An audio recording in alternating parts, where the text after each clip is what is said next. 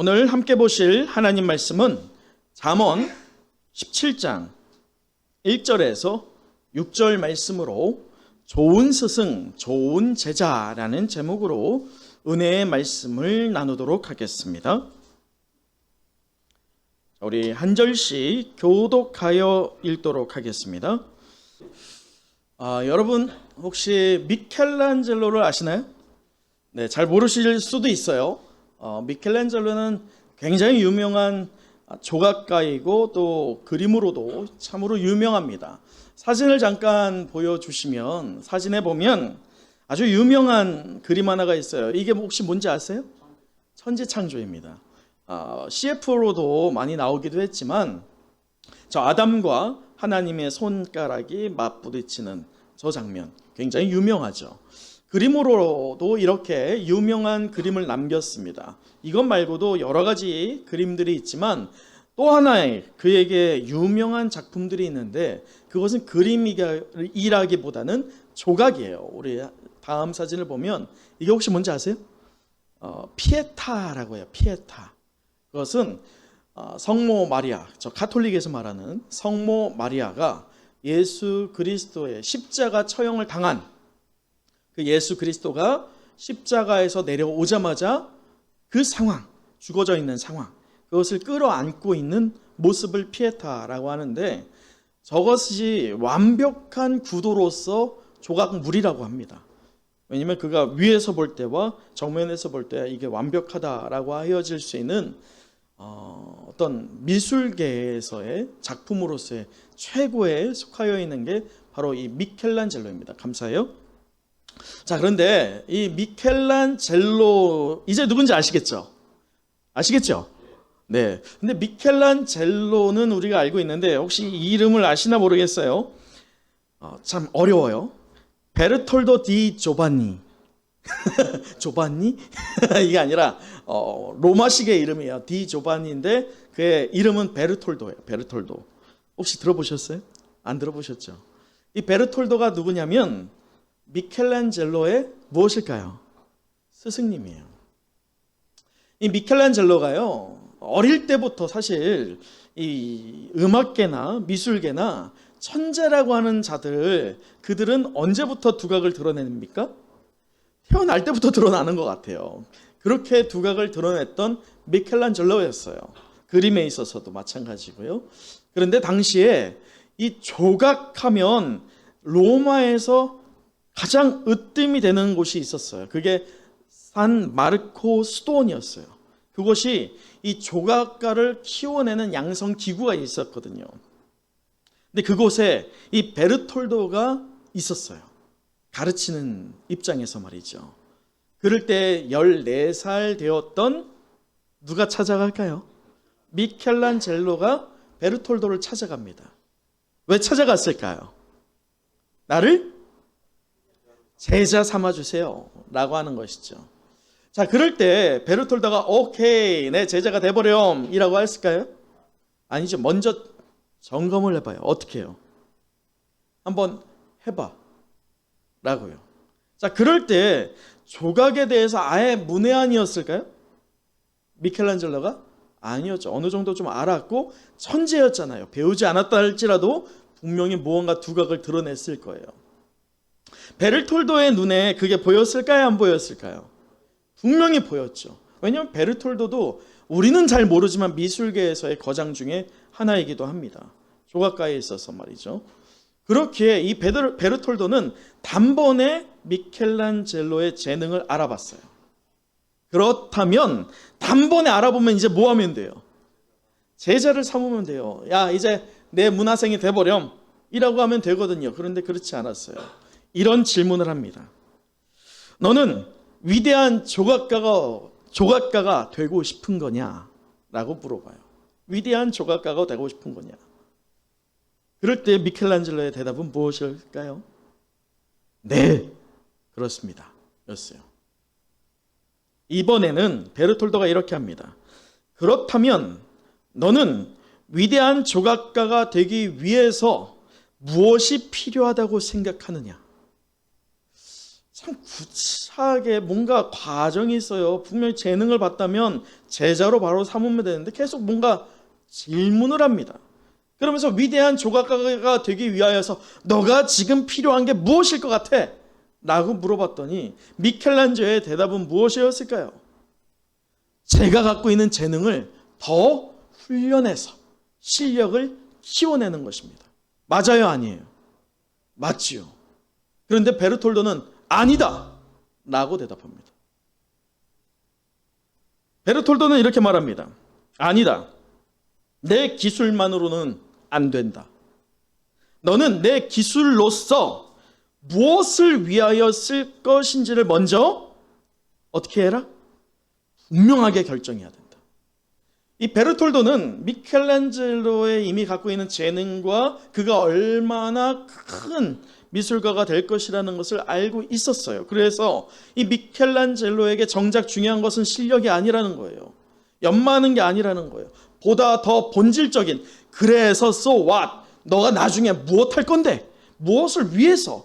너가 왜 지금 위대한 미술가가 되고자 하느냐라는 본론적인 이 질문을 하게 됩니다. 원론적인 질문을 그렇게 던져요. 자, 그럴 때 이 베르톨도는 이제 바로 제자를 그 이후에 삼고 나자마자 미켈란젤로를 데리고 두 곳을 찾아갑니다. 제자를 삼자마자요. 첫 번째 장소는요, 술집이었어요. 그런데 그 술집은 굉장히 고급스러운 술집이었어요. 근데 그 술집 안에, 그 술집의 입구에 조각물들이 있는데 그 조각물들이 어땠을까요? 베르톨도가 이렇게 미켈란젤로에게 물어봅니다. 너의 눈에 무엇이 보이느냐? 미켈란젤로는 너무나도 아름다운 조각물이 보입니다. 아름다운 조각물이 아마 거기에 있었던 것 같아요. 그런데 베르톨도는 이렇게 말합니다. 그렇다. 아름다운 조각물이 저기 서 있는 것이 맞다. 그러나 저 조각가는 저 아름다운 조각물을 술집에 바쳤다. 라고 말해요. 그리고 이제 두 번째 장소로 데려가는데 그곳이 어디였을까요? 그것이 바로 당시에는 성당이죠. 위대한 조각물들이 있는 성당으로 데리고 갑니다. 그리고서는 또 물어봅니다. 너에게 무엇이 보이느냐? 너무나도 아름다운 조각물이 보입니다. 똑같이 대답해요. 그 대답에 대하여서 베르톨도는 그렇다. 이곳에 아름다운 조각물들이 있는데 이 조각가는 이것을 누구를 위해서 드렸다? 하나님을 위해서 드렸다. 라고 하면서 그래요. 너는 이 아름다운 천사의 조각상들, 그것이 마음에 드느냐? 아니면 저 술집 입구에 있던 그 조각상들이 마음에 드느냐? 라고 질문합니다. 그리고는 말을 이렇게 이어가요. 똑같은 조각이지만 하나는 하나님의 영광을 위해서 세워졌고 또 다른 하나는 술 마시는 흥행과 쾌락을 위해서 세워졌다. 너의 실력, 너의 재능을 너는 이제 무엇을 위해서 쓰기를 원하느냐? 라고 질문합니다. 이 질문을 듣고선 미켈란젤로는 스승이 무엇을 의도하는지 알았을까요? 몰랐을까요? 그는 천재잖아요. 분명히 알았죠. 그는 3번 이렇게 외칩니다. 하나님을 위하여, 하나님을 위하여, 하나님을 위하여 하겠습니다. 라고 말합니다. 그 대답 이후에 이제 베르톨도는 이렇게 말해요. 그렇다라고 하면서 그것이 무엇보다도 중요하단다. 내 재능보다도 더 중요한 것은 내게 허락된 그 재능을 하나님을 위하여 쓴다는 것이다. 라고 대답하고서는 2년 동안 자기가 가르칠 수 있는 모든 것을 미켈란젤로에게 전수합니다.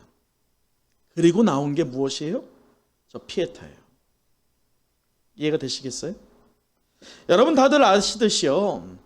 2020년 2월 제가 담임 목사로 위임받은 날이 혹시 언제인지 아세요? 2월 22일이랍니다. 그 2월 달에 무엇이 터졌어요? 코로나가 터졌습니다. 덮쳐왔어요. 유독 한국 교회에게 이 코로나는 가혹하게 와닿았습니다. 방역 당국에서는 예배를 제재했었고요. 또한 사회적인 비판의 여론이 너무나도 크게 일어났어요. 또 마스크의 착용의 의무화, 지금도 우리는 마스크를 쓰고 있지만 지금 그나마 거리두기가 해제되었지만 당시에는 거리두기가 강력하게 적용이 되어서 예배를 드릴 수가 없었어요. 모든 교회 활동은 얼어붙고 말았지요. 여러분, 그 중에서도 가장 치명적인 타격을 입은 곳이 있다면 무엇이었을까요? 그게 바로 교육부서였어요. 여러분, 그때 당시에 우리 교회도 온라인이 구축되지 않았었어요. 대예배도 말이죠. 그래서 기억하세요? 처음에 온라인 우리가 어떻게 했어요? 제가 녹음해서 음성으로만 나갔었어요. 그리고 나서 우리가 이 설비가 구축이 되고 나서야 비로소 온라인으로 송출을 할 수 있었죠.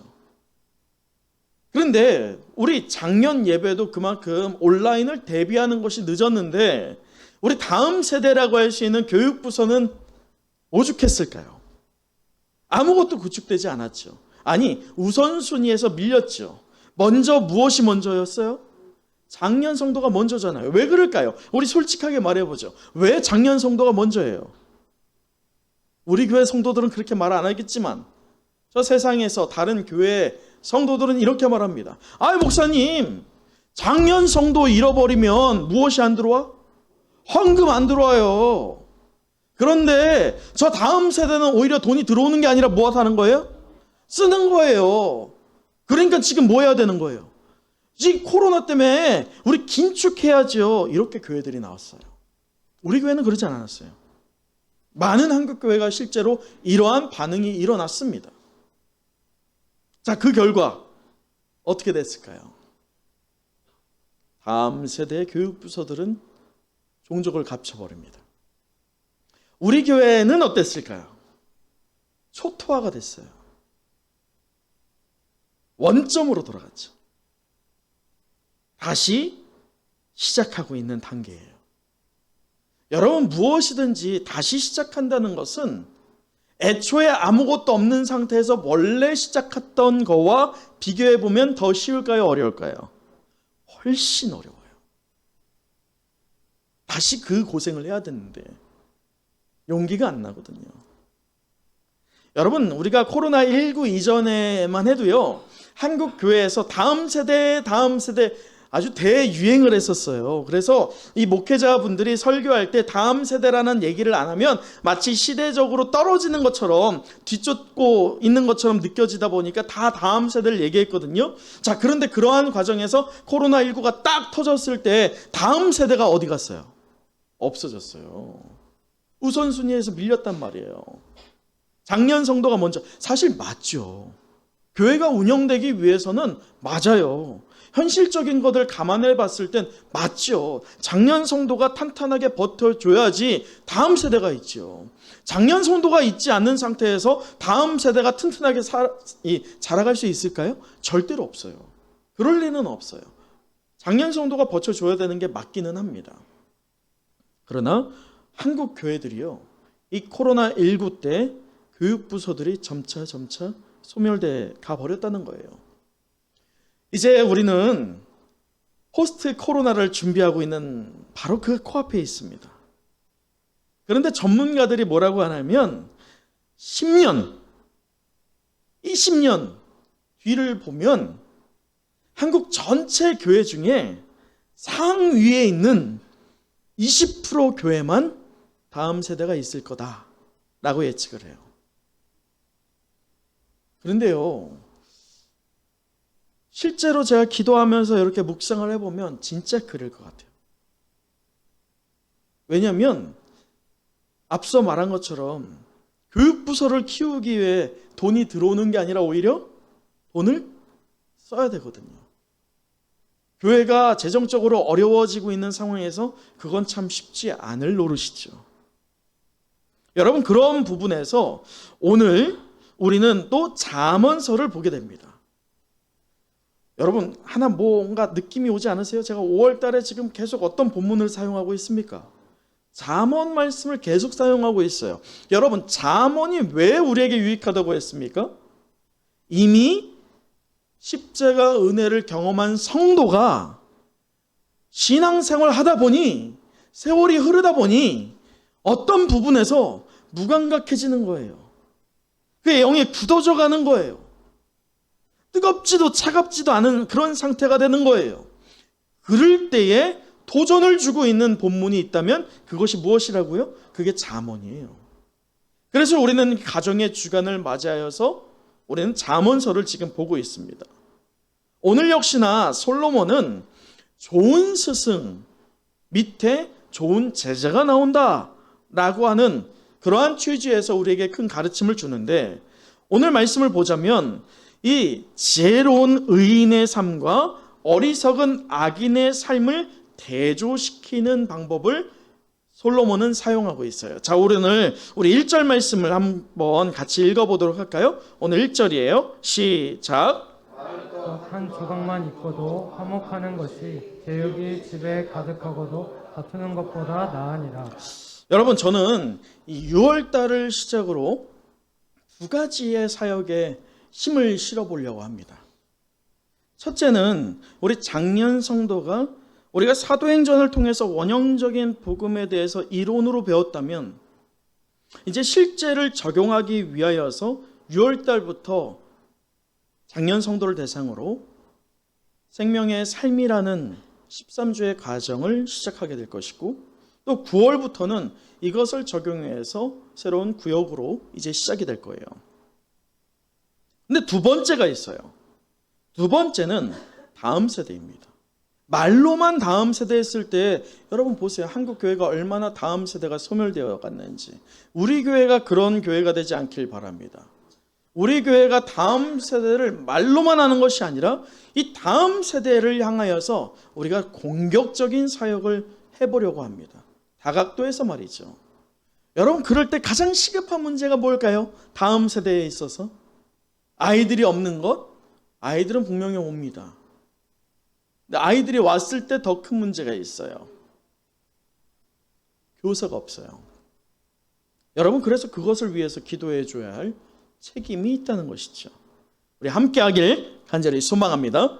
자, 그럴 때 분명히 우리 교회는 생명이 넘칠 것인데, 오늘 1절을 보면 이 솔로몬 왕은 우리에게 아주 중요한 이념, 곧 신앙의 정체성을 허락해 주는데요. 다시 한번 우리 1절을 읽어보도록 하죠. 1절 시작. 마른 떡 한 조각만 입고도 화목하는 것이 제육이 집에 가득하고도 다투는 것보다 나으니라. 자, 지금 솔로몬 왕은요, 두 가지를 대조시키고 있어요. 처음에는 마른 떡 한 조각만 있는 집과 어떤 것?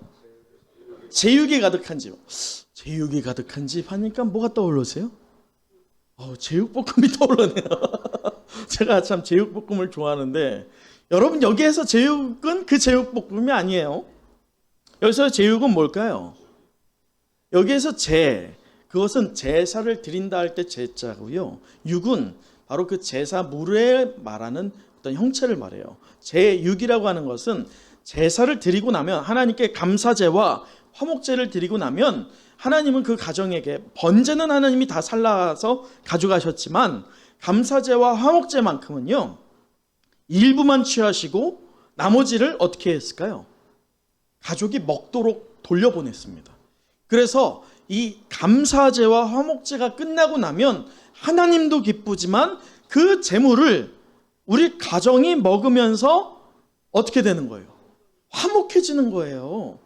평소에 먹을 수 없는 거예요. 근데 그것을 하나님이 받으시고 우리에게 돌려주시는 것이죠. 그래서 그 가정에 이 제육이 있을 때면 화목이 있고 풍요가 있고 그리고 기쁨이 있게 됩니다.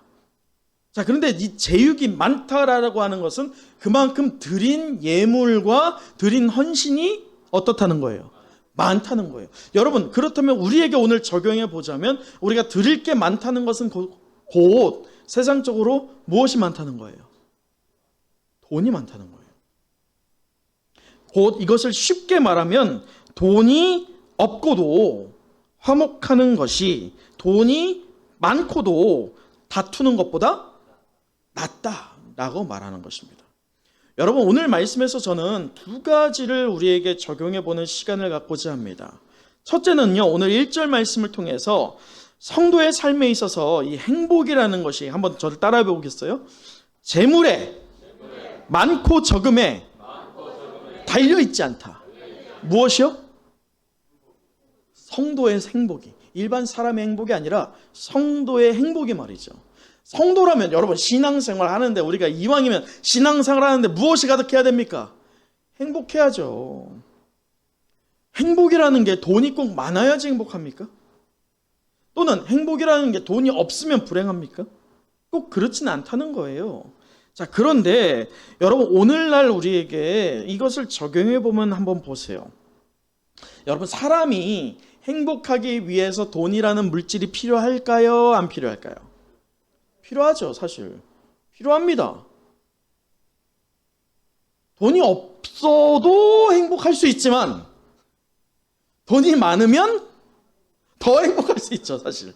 그건 맞죠, 사실. 우리에게 적용해 보면 그게 어떻게 틀린 말이에요. 맞는 말이에요. 여유가 더 생기잖아요. 그런데 문제는 뭐냐면, 여기에서 솔로몬이, 이게 다른 이도 아니에요. 솔로몬이라는 게 중요해요, 우선은. 솔로몬은 어떤 왕입니까? 지혜의 왕이고, 또요, 이게 다윗 왕이요, 굉장히 위대한 왕은 맞습니다. 근데 가장 강성하고 가장 풍요로움을 누렸던 왕은요, 다윗 왕이 아니에요. 솔로몬이에요. 왜요? 아버지가 쌓은 그 은혜를 그냥 아들이 받은 거거든요.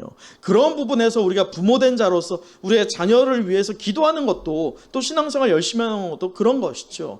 그런데 이게 공덕이 되면 안 돼요. 카톨릭처럼. 우리는 그러한 류의 신앙이 아닙니다. 뭐 이것은 나중에 우리가 이야기를 하는 걸로 하고요. 어찌됐든 오늘 솔로몬이 얘기하고 있는 게 뭐냐? 누릴 것 다 누리고 있던 그가 지금 얘기하는 게 결국 무엇으로 행복할 수 없다는 거예요? 물질로 행복할 수 없다는 거예요. 물질을 다 갖고 있는데 없어 본 적이 없었던 솔로몬 아니겠어요? 없어 봤다라고 하면 어릴 때, 압살롬으로부터 죽임을 당할 수 있을 때 없을 수 있겠네요. 그런 차원에서 보면 없기도 하고 있기도 하고, 이런 엄청난 스펙트럼 안에서 신앙생활을 했던 게 이 솔로몬 아니겠어요? 그가 지금 얘기하고 있는 게 뭐냐면, 물질로는 신앙생활에 있어서 신앙생활을 하고 있는 성도에게 행복의 절대적인 기준이 될 수 없다는 것을 단언해서 말하고 있다는 것입니다. 여러분, 문제는 세상에서는 분명히 물질로 기쁨이 있고 교회 안에도 분명히 물질이 있을 때 기쁨이 있다라고 하는 그러한 인식이 많지만요, 문제는 교회는 달라야지. 교회가 세상과 판박이 같은 그런 이성적인 사고를 가지고 있고, 세상을 살아갈 때 그 가치관의 절대적인 기준이 물질이라고 하는 저 세상과는 분명히 달라야죠. 하나님이 천지를 창조하셨을 줄 믿습니다. 근데 우리는 그걸 믿는데 왜 우리에게 물질을 안 주시고 보류하고 계시는 하나님은 믿지를 못하고 있느냐, 이것입니다. 여러분, 주일학교의 감소현상이 지금 극한으로 이루어지고 있거든요. 앞서 말한 것처럼 10년 뒤에는 분명히 한국교회에서 아이들의 행적을 찾기가 좀 쉽지 않을 거예요. 어떤 분들은 이럽니다. 아유, 목사님, 인원이 감소하고 있잖아요. 여러분 아시죠? 우리나라가 지금 태어나는 인구수보다 사망하는 인구수가 더 많아지고 있어요. 일본은 이것이 훨씬 심하고요. 그렇다면 여러분 생각해 보세요. 인풋과 아웃풋을 생각해 보자면, 태어나는 사람의 숫자보다 사망하는 사람의 숫자가 많아지면 결국 이 나라는 어떻게 될까요? 사라지죠. 그건 뻔합니다. 그러한 이유를 끌고 와서 이렇게 말합니다. 아이, 목사님, 학교도 인원이 작아지는데 교회도 인원이 작아지는 게 당연하죠. 맞아요. 맞습니다. 그런데요, 우리가 간과하는 게 뭐냐? 그래요, 그 비율로 따져봅시다. 만약에 따져보자면 그런데 그 비율로 따져봤을 때 그러면 교회 안에 그래도 그 비율에 맞는 아이들이 있어야 되는데 있냐는 거예요. 있어요, 없어요? 우리 교회는 그래도 있어요. 네? 할렐루야. 여러분, 이게 참 보편적인 한국교회의 퍼센테이지를 알려드릴게요. 작년 대비 학생 수, 이 교육부서 통틀어서 몇 프로로 잡을까요? 작년 대비. 네? 작년이 만약에 100명이다. 그러면 이 교육부서를 몇 명으로 잡을까요? 10% 잡아요. 10%. 우리 교육부서 몇 명일까요? 요즘 한 8명 되거든요. 자, 그러면 지금 우리 여기 나와 있는 분들은 어떻게 되세요? 한 30분 되시려나? 자, 그러면 우리는 10%가? 넘네. 할렐루야. 그런데요, 10%를 잡는단 말이에요. 그러면 따져보세요. 1000명 교회에 학생이 몇 명이에요? 100명이에요. 그런데요, 이게 생명력 있다라고 하는 교회가 이 10%에서 위에 있느냐 아래에 있느냐 여기에서 결정이 납니다.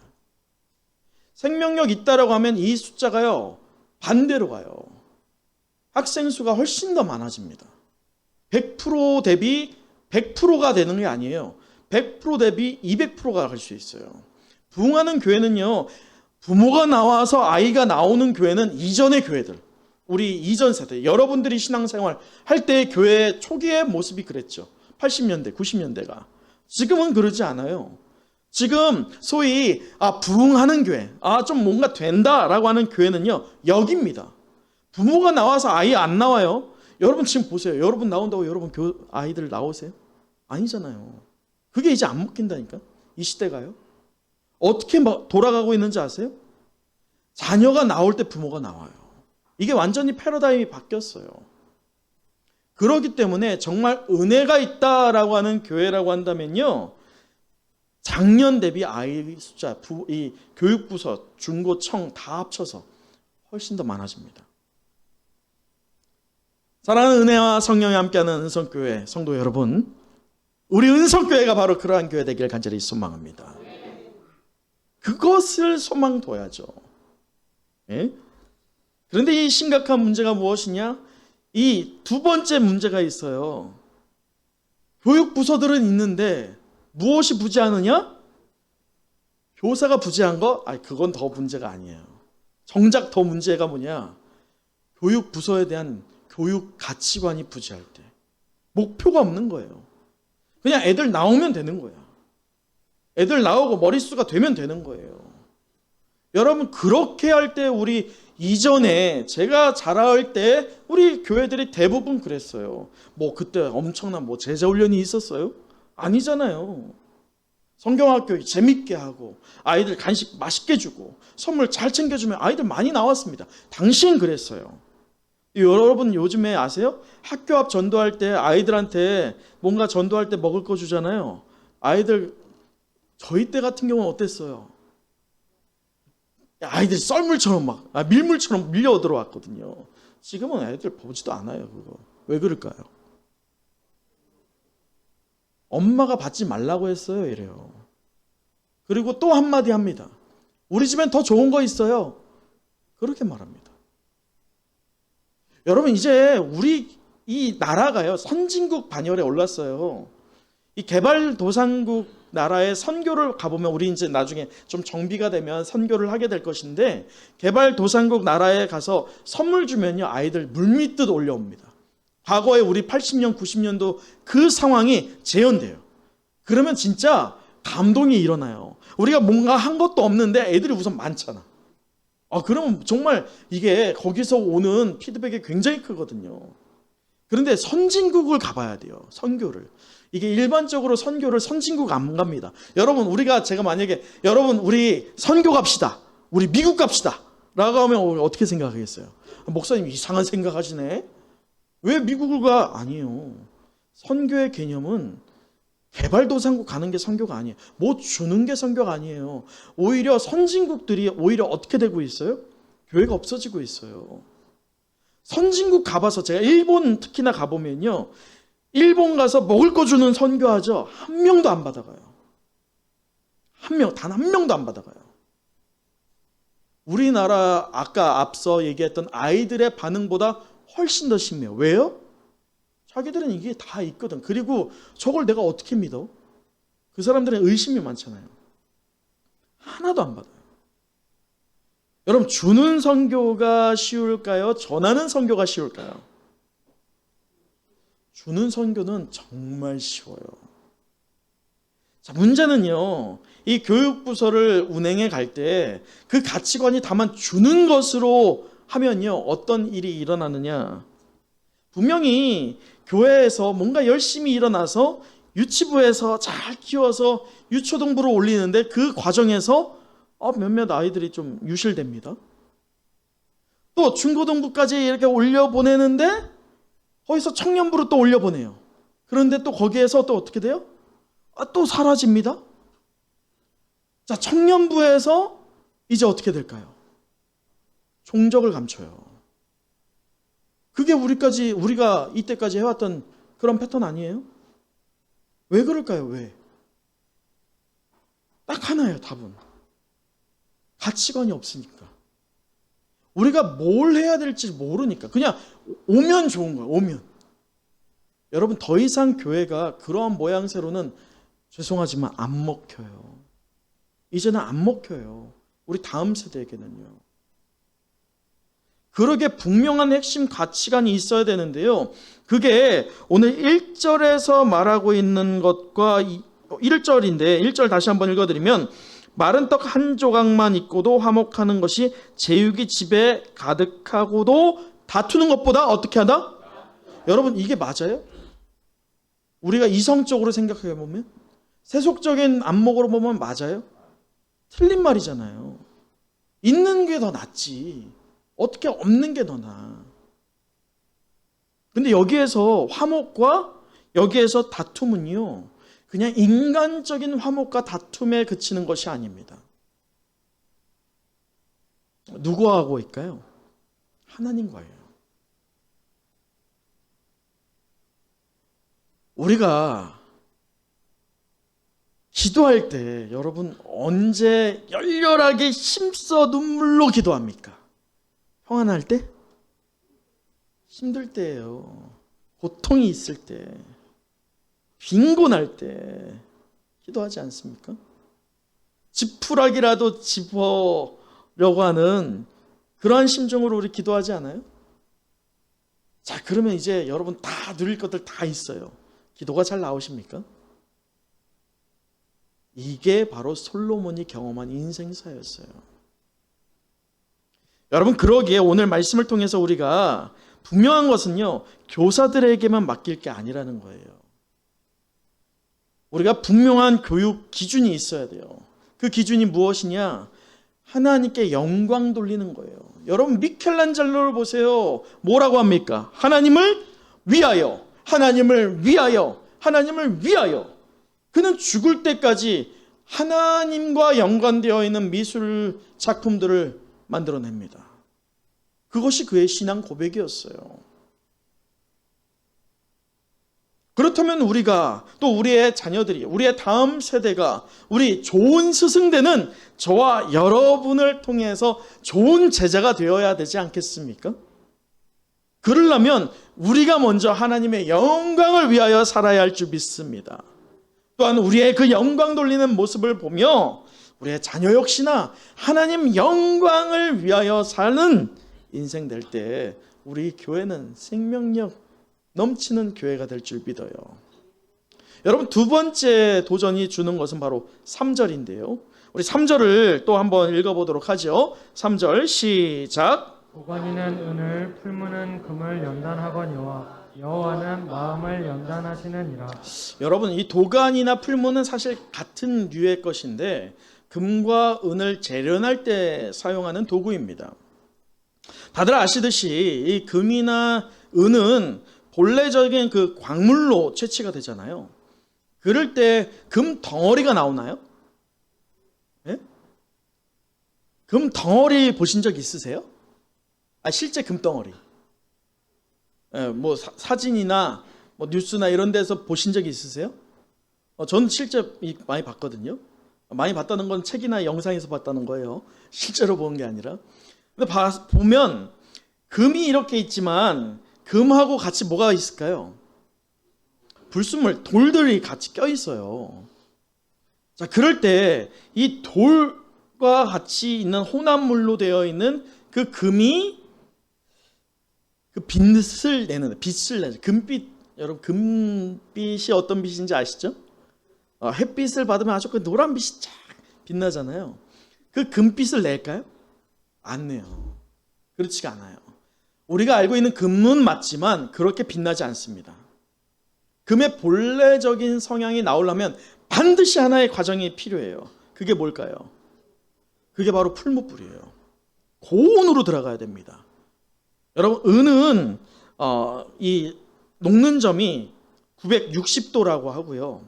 그리고 금은 녹는 점이 1000도라고 해요. 근데 끓는 점은 3000도입니다.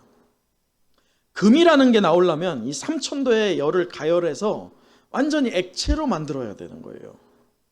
그래서 뭔가 불순물이 그 3000도의 열 안에서 사라지게 해야지 순도 높은 금이 나오게 되는 거예요.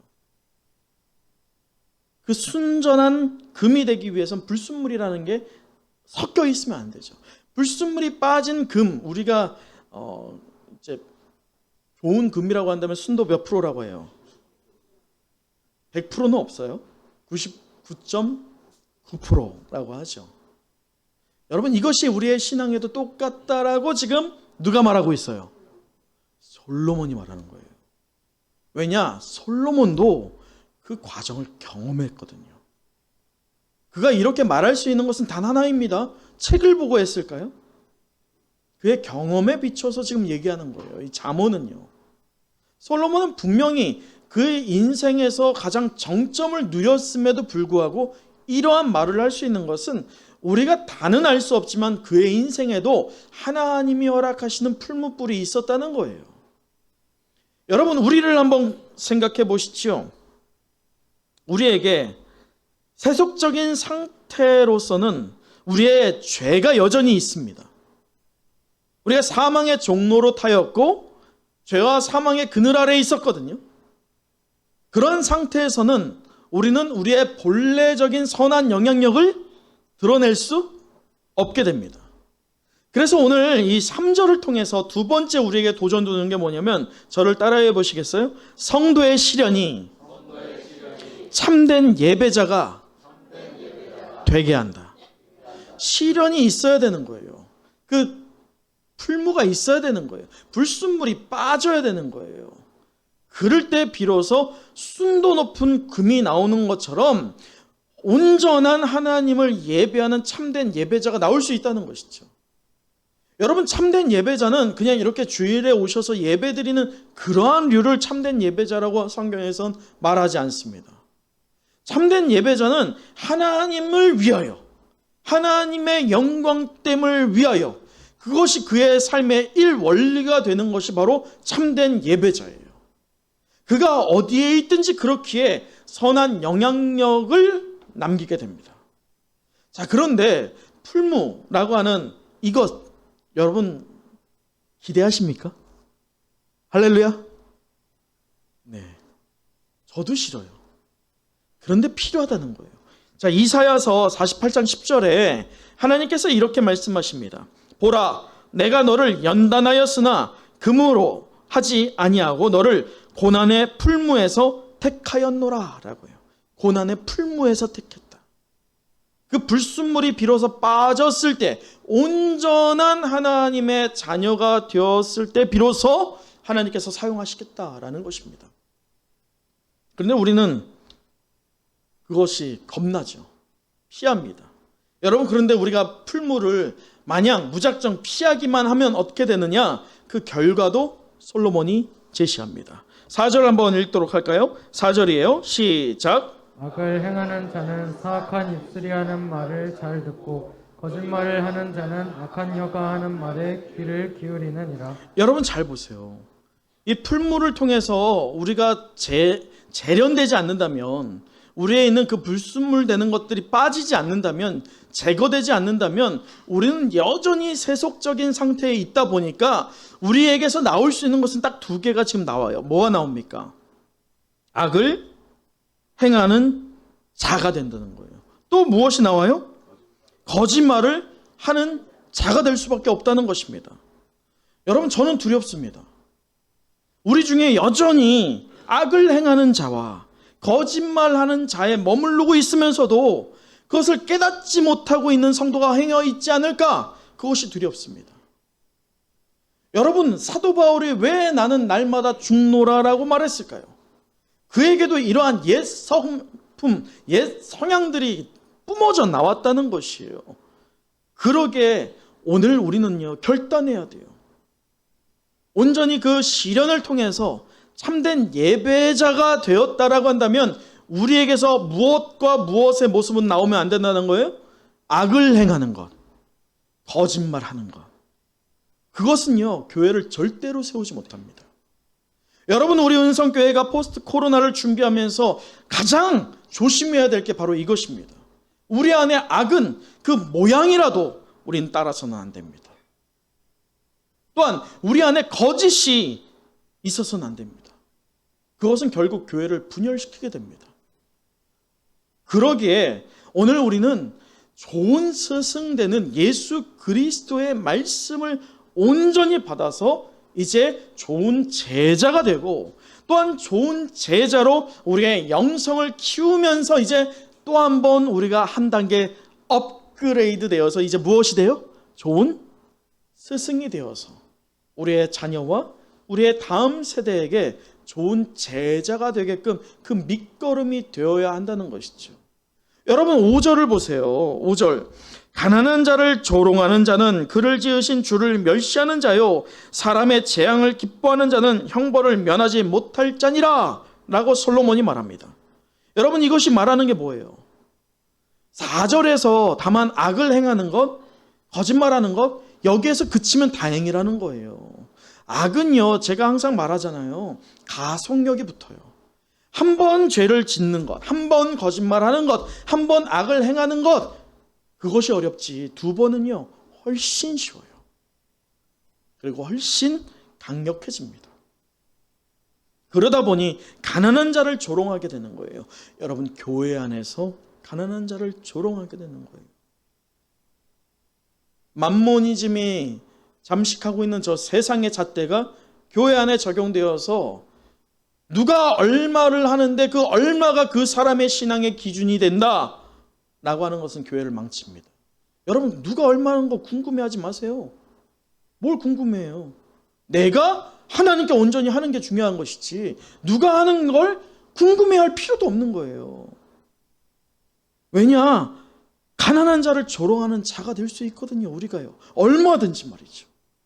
또한 사람의 재앙을 기뻐하는 자, 나는 잘 되면 되고 나만 아니면 돼, 저 사람이 잘 되는 거, 저 사람은 하나님 말씀을 따르지 않았기 때문이지, 하나님께 벌 받는 거야. 여러분, 그렇게 쉽게 말하지 마세요.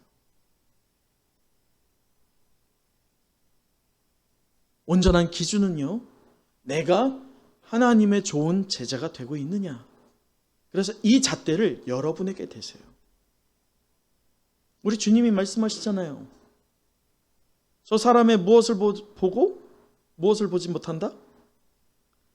티끌을 보고 내 눈 안에 들보를 보지 못한다. 우리 안에 그 들보가 얼마나 많아요. 험담하는 말들, 비방하는 말들, 조롱하는 말들 얼마나 많아요. 여러분, 포스트 코로나를 준비하면서 우리 안에 그러한 모양새가 혹여나 아직까지 있었다라고 한다면 이제 단번에 끊어내기를 결단하는 저와 여러분 되길 간절히 소망합니다. 그럴 때 우리 은성교회가요, 생명력 있는 교회다워질 줄 믿습니다. 말씀을 마치겠습니다. 오늘 우리는 가정의 달 그 세 번째 주간을 맞이해서 스승의 주일로 예배를 드렸습니다. 좋은 스승, 좋은 제자라는 제목으로 말씀을 나눴는데, 우리 마지막으로 6절을 나눠보도록 하죠. 6절 읽겠습니다. 시작. 신사는 노인의 면류관이요 아비는 자식의 영환이라. 여러분, 우리에게 자랑이 된다라고 한다면 우리의 후대예요. 우리의 후대가 잘 되는 게 우리의 영광입니다. 얼마 전에 어떤 분이 제게 조심스럽게 이렇게 여쭤보더라고요. 목사님, 저희 교회는 왜 이렇게 청년이 없어요? 왜 이렇게 젊은 사람이 없어요? 그러면 왜 그럴까요? 교회 교육이 제대로 전수되지 않으면요, 이전의 방식대로는 이제 안 돼요. 여러분 부디 제가 정말 강조하건대 여러분이 가졌던 신앙 모습을 후대는 따라오지 않을 거예요. 후대의 방법에 맞춰야 돼요. 그렇지 않으면 저 후대에게는 우리는 꼰대가 됩니다. 교회는 소통이 아니라 불통이 되는 곳이 됩니다. 우리가 마땅히 저들에게 소통이 되기 위해서는요, 일만 마디 말하지 마세요. 제가 저희 아버지에게 종종 하는 말이 있어요. 아버지, 연세가 들면서 이분 닫으십시오. 대신에 무엇을 열라고 할까요? 지갑을 여십시오. 아무 말 하지 말고 지갑만 열면, 그러면 사람들이 인정합니다.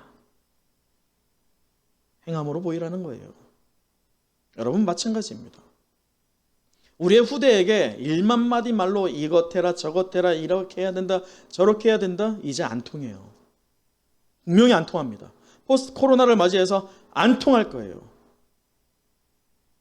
하나밖에 없어요. 그러면 할 수 있는 가르침은 뭘까요?